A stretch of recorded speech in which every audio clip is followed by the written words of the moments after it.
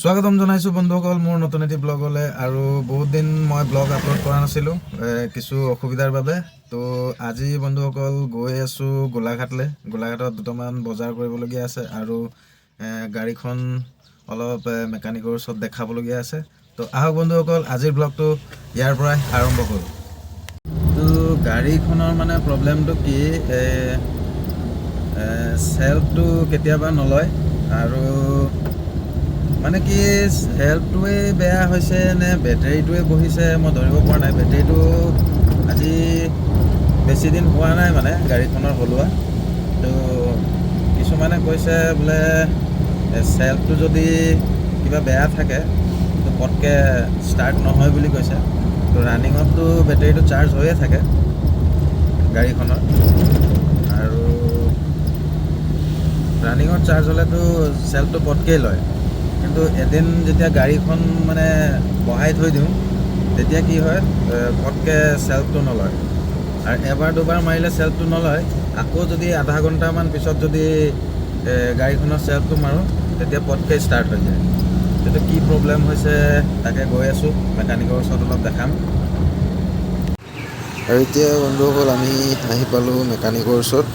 আকৌ মেকানিকে আহি পেলাই খুলি চাইছে কি হৈছে কি নাই। কি কোম্পানী হয়? এইটো এক্সাইড আছিলে।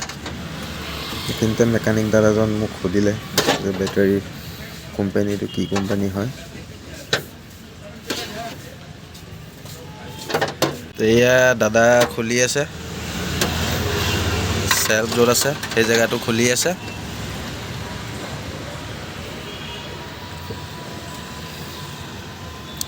এতিয়া দাদা প্ৰব্লেমটো কি হৈছে আপুনি খুলিলেহে গম পাব ন? খুলিলে গম পাম। আচ্ছা, এইটো প্ৰব্লেমটো চেল্ফৰ প্ৰব্লেম হ'লেও তেনেকৈ কেতিয়াবা ষ্টাৰ্ট নলয় হয় নাই?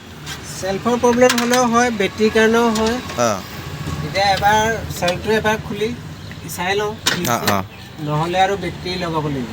ঠিক আছে।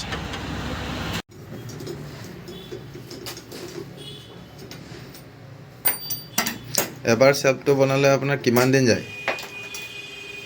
কিমান দিন যায় বুলি নহয়, কেতিয়াবা বছৰ বছৰ গুচি যায়। কেতিয়াবা বেটেৰী চেটেৰী ষ্টাৰ্টিং ট্ৰাবল থাকিলে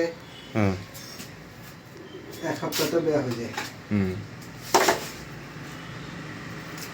কোনো গেৰাণ্টি নাই যে কিমান দিন যাব। ষ্টাৰ্টিং ট্ৰাবল থাকিলে বছৰো গুচি যাব।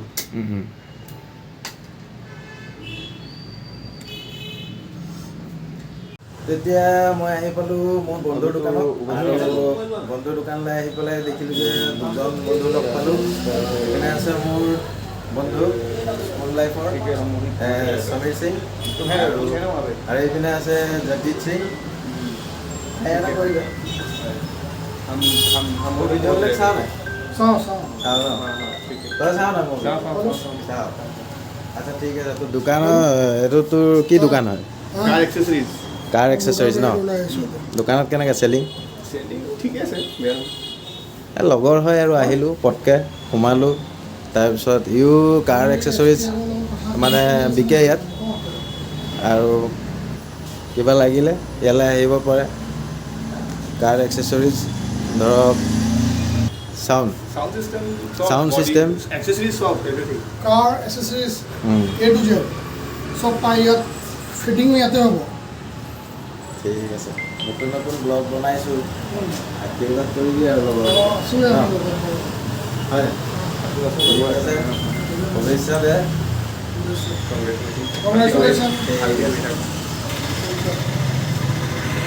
তো মোৰ বন্ধুৰ দোকানখন বেঙেনাখোৱাত আছে, গোলাঘাট বেঙেনাখোৱা গুৰুদ্বাৰৰ অপজিটত আছে। দোকানখনৰ নাম অট'কাৰ। ইয়ালৈ আহিব পাৰে আপোনালোকে কাৰ এক্সেচৰিজ কাৰোবাক লাগিলে।